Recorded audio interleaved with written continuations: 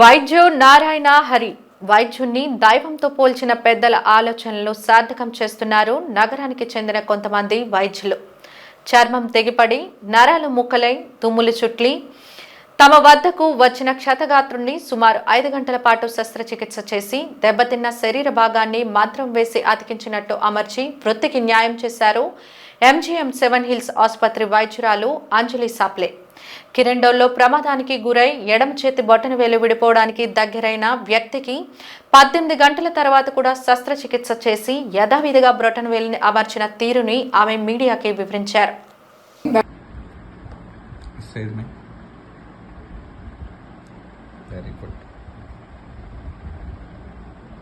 ఏమైనా ఇలాగా ఇంజరీ జరిగితే వచ్చే వరకు బిఫోర్ దాట్ ఇప్పుడు ఇది ఇక్కడ ఇది హైలైట్ చేయడం కాజ్ ఏంటంటే जिसमें मेरा लेफ्ट हैंड का थंब फिंगर ब्लास्ट के कारण चला गया था, बिल्कुल नहीं था.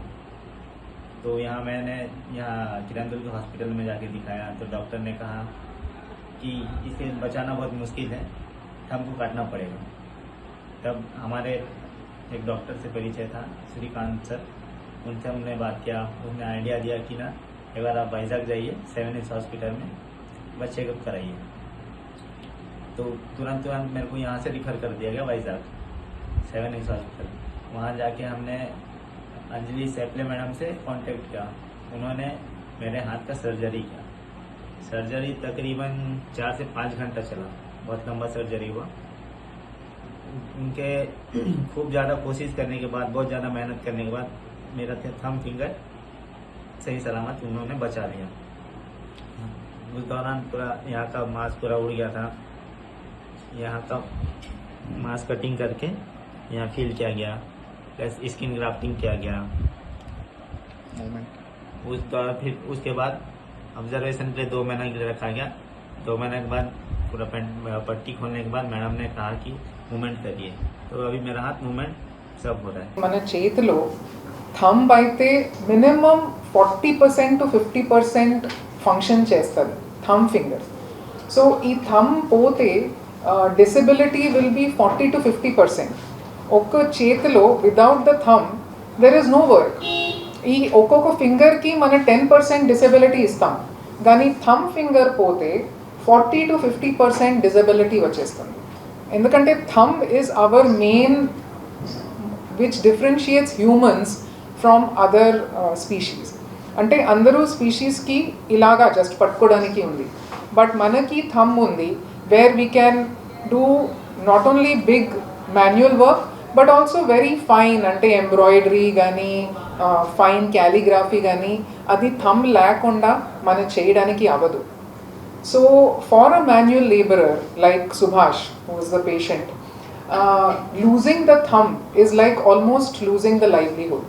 వాళ్ళకి అసలు దాని తర్వాత పని చేయడానికి చాలా ఇబ్బంది అయిపోవచ్చు. సో సచ్ థింగ్స్ అంటే although he came to us very late. ఇది జరిగింది యాక్సిడెంట్ ఆల్మోస్ట్ మార్నింగ్ 8 o'clock. అక్కడి నుంచి కిరండోల్ ఆర్థోపెడిషన్ దగ్గర వెళ్తే వాళ్ళు చెప్పారు లేదు మన ఇది తీసేయాలి.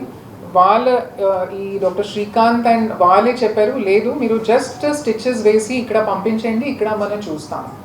పేషెంట్ ఇక్కడ వచ్చేసరికి ఆల్మోస్ట్ మార్నింగ్ 5 or 6 అయింది. That also on a Sunday morning వచ్చారు. మేము అర్జెంట్గా అటెండ్ చేసాము. మనం within as early as possible 6 to 7 hours లోపల ఈ సర్జరీ చేస్తే రిజల్ట్ బాగా వస్తుంది. కానీ ఈ పేషెంట్కి థంబ్ ఇంజరీ ఉంది కాబట్టి even it was after 6 hours అప్పుడు కూడా we said we will have to give it the maximum possible attempt చేయకపోతే patient will lose 50% of his working ability.